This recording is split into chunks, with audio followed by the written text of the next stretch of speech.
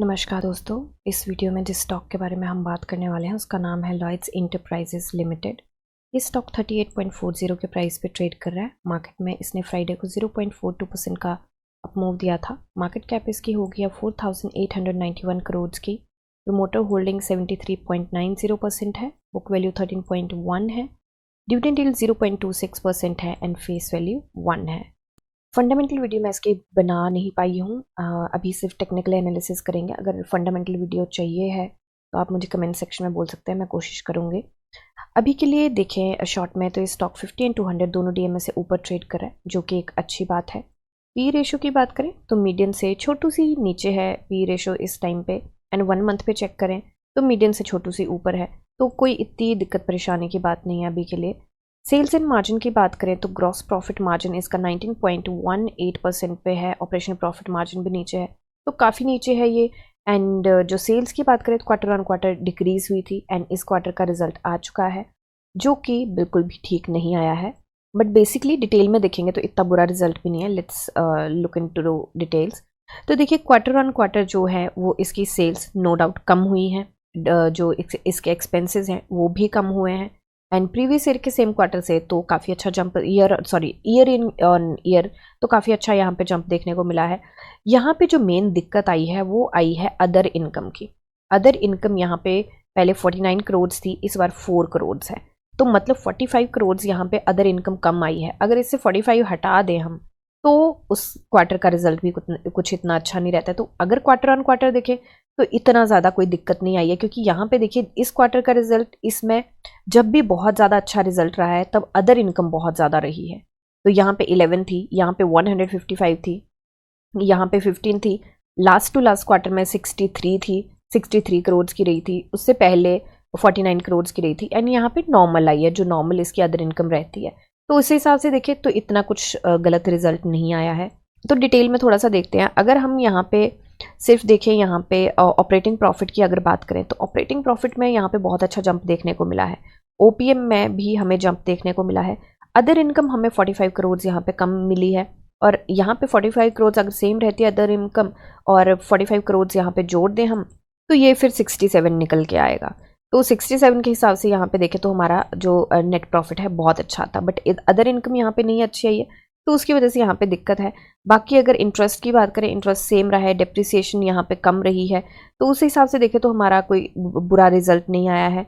Profit before tax देखें तो इस लास्ट टाइम यहाँ से अगर 45 हम माइनस कर दें अगर, तो यहाँ पे 14 रह जाएगा। तो 14 से 22 जंप बिल्कुल भी गलत नहीं है, बहुत अच्छा है उस तरीके से।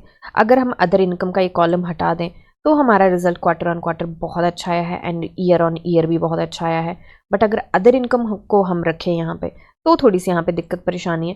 तो नेट प्रॉफिट हमारा लास्ट टाइम 46 करोड़ था, इस बार 17 करोड़ है, तो हमारा रिजल्ट बुरा आया है। अदरवाइज इतनी दिक्कत की बात नहीं है। बट यहाँ पे ये ज़रूर चीज़ देखने वाली है कि अर्निंग पर शेयर जो है लास्ट टाइम 0.16 था एंड इस बार 0.05 हो गया, तो अर्निंग पर शेयर यहाँ पे बहुत ज़्यादा ड्रॉप हुआ है। रेवेन्यू जो सेल्स हैं वो भी ड्रॉप हुई हैं थोड़ी सी, एंड अर्निंग पर शेयर भी बहुत ज़्यादा ड्रॉप हुआ है। अगर हम इसको भी निकाल देते हैं अदर इनकम के फैक्टर को, फिर भी हमारा रिजल्ट कुछ उतना, रिजल्ट नेट प्रॉफिट तो हमारा सही रह जाता, बट अर्निंग पर शेयर हमारा कुछ उतना खास नहीं रहा है। ऑफकोर्स जब ये सारी चीज़ें होती तो अर्निंग पर शेयर भी हमारा उस तरीके से एडजस्ट हो जाता अगर हम यहाँ से अदर इनकम को निकाल देते। तो बेसिकली अगर if you read between the lines तो रिजल्ट हमारा कोई बुरा नहीं आया है, सिर्फ अदर इनकम की बात है यहाँ पे।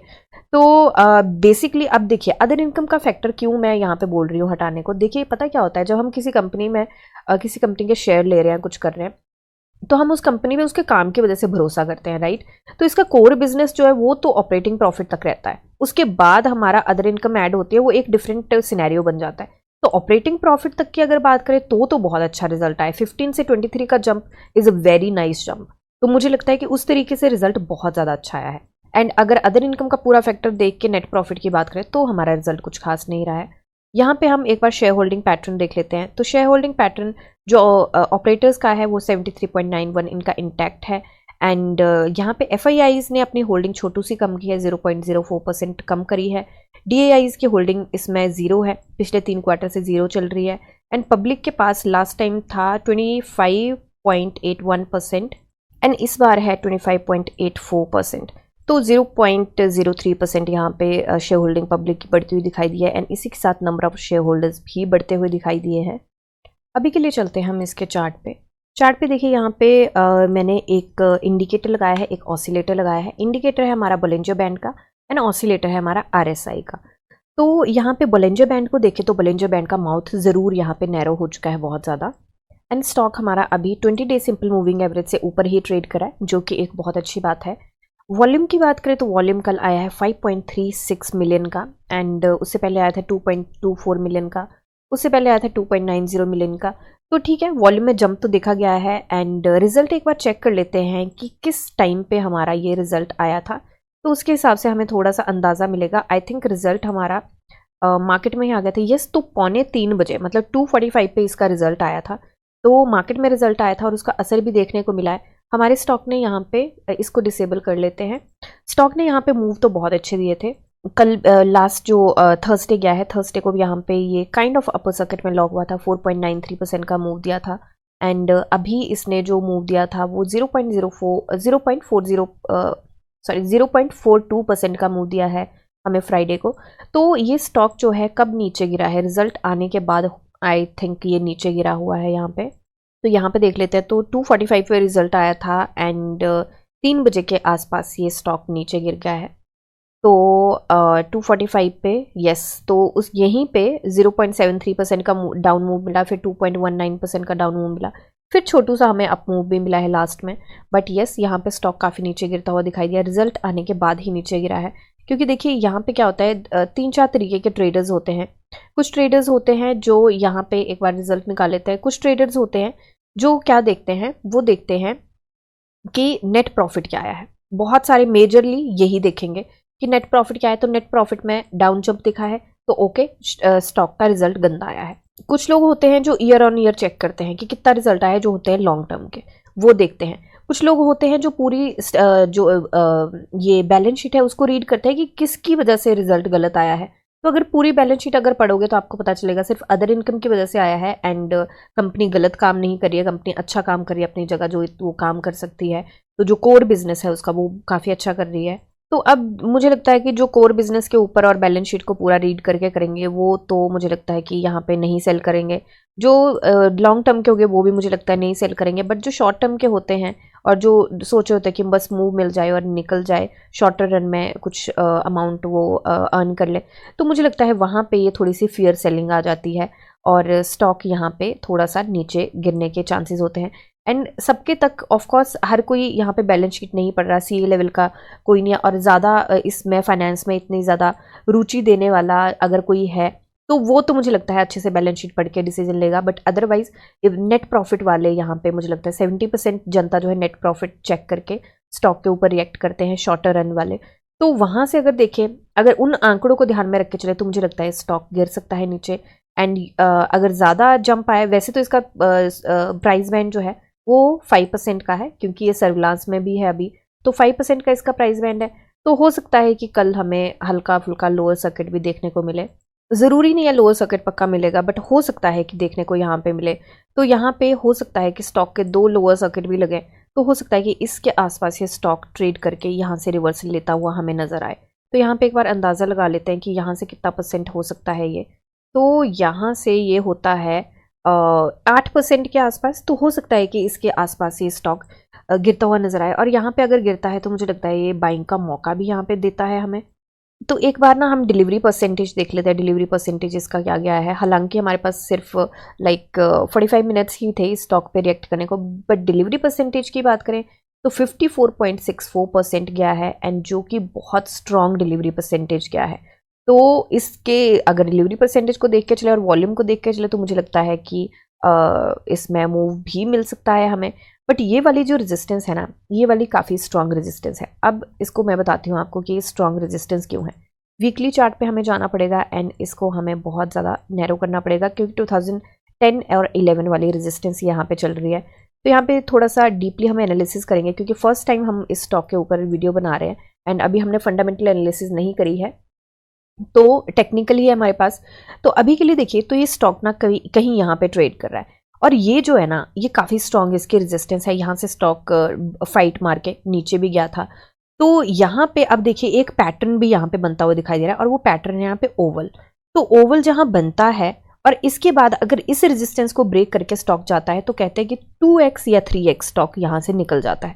पर क्योंकि रिजल्ट बहुत अच्छा नहीं आया है, अगर उस सिर्फ नेट प्रॉफिट को देखें तो उस चीज़ को ध्यान में रखते हुए, क्योंकि देखिए बोलते हैं ना कि भाव भगवान है, तो भाव भगवान है तो नंबर्स को ध्यान में रख के ही हमें रिएक्ट करना पड़ेगा, और हो सकता है कि यहाँ से हमें छोटा मोटा डाउन मूव दिखे, बट लॉन्गर रन में मुझे लगता है कि ये स्टॉक काफ़ी अच्छा तरीके से परफॉर्म कर सकता है। रिसेंटली इसने लास्ट ईयर जून से लेके, just a second, last year June से लेके अगस्त तक, मतलब जून जुलाई अगस्त, तो जून जुलाई 2 महीने में इसने 300 लाइक 350% के मूव दिए थे। तो देखिए स्टॉक बुरा नहीं है, स्टॉक बहुत अच्छा है और बहुत अच्छे मूव इसने दिए भी हैं। एंड मुझे लगता है ऑनेस्टली बताऊं तो थोड़ा सा मैंने फंडामेंटल्स देखे थे तो मुझे लगता है स्टॉक काफ़ी अंडर वैल्यूड है अभी के लिए। बाकी सिर्फ मेरी एनालिसिस है, कोई बाय सेल होल्ड की बिल्कुल भी रिकमेंडेशन नहीं है। तो ये रेजिस्टेंस काफ़ी स्ट्रांग है, हो सकता है कि यहाँ पे थोड़ा सा कंसोलिडेट करे।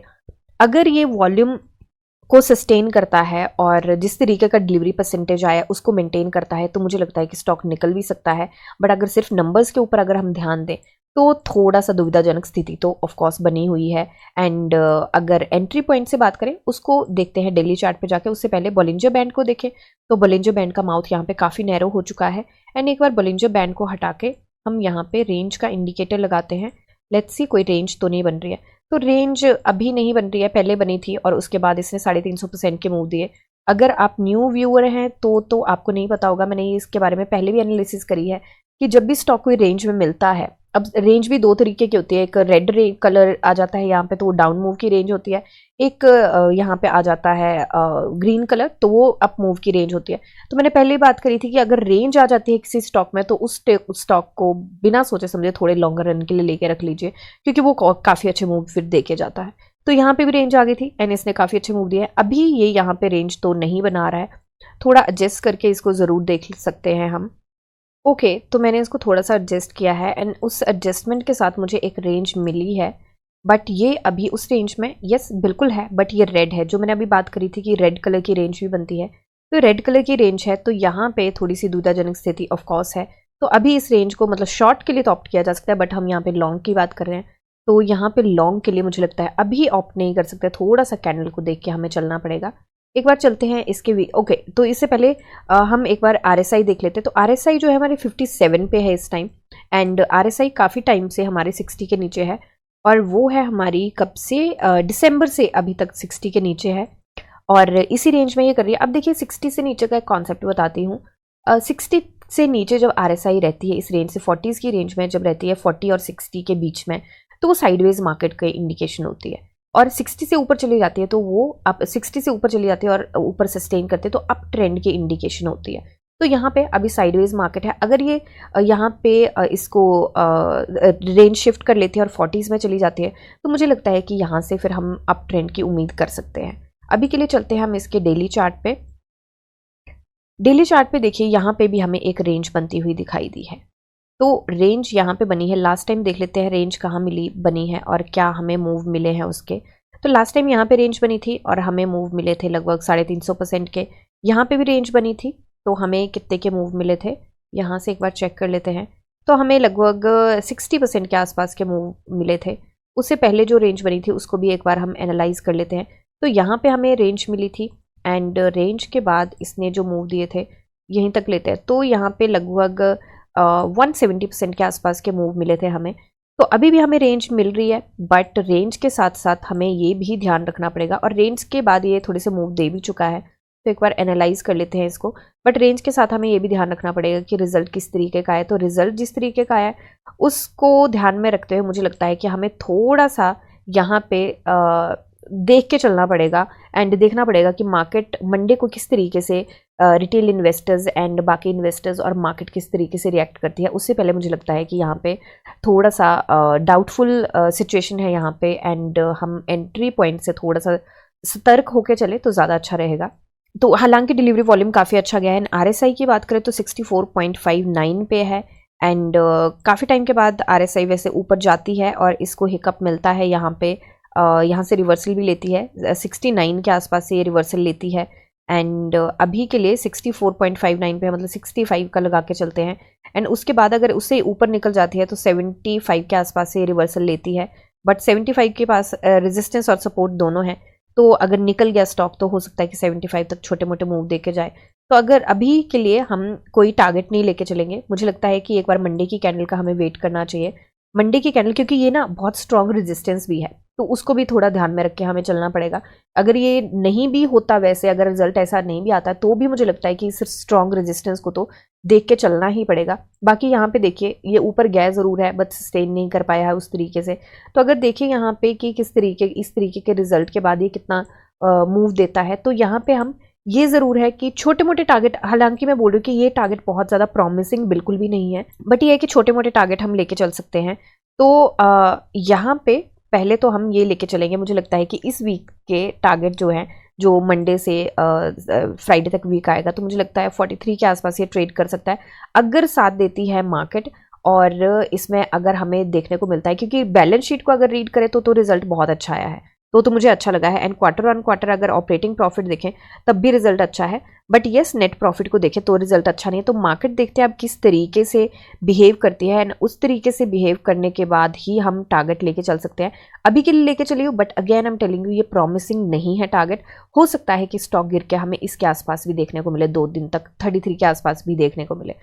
हालांकि ये वाला स्टॉक सपोर्ट जो है वो काफ़ी स्ट्रॉन्ग है, रिवर्सल मिलना चाहिए यहाँ से। इसको एक बार ना हम रेड कर लेते हैं क्योंकि काफ़ी स्ट्रॉन्ग है, तो रिवर्सल मिलना चाहिए। बट अगर इसको ये ब्रीच करता है तो हो सकता है कि हमें 33 के आसपास, 34 के आसपास ये ट्रेड करता हुआ दिखे। तो अभी के लिए यही मेरी एनालिसिस है, कोई बाई सेल होल्ड की रिकमेंडेशन बिल्कुल भी नहीं है। आप अपनी एनालिसिस कीजिए, जानी समझी पढ़िए और फिर इन्वेस्ट करिए। मिलते हैं नेक्स्ट वीडियो में, तब तक के लिए शुक्रिया एंड हैप्पी इन्वेस्टिंग।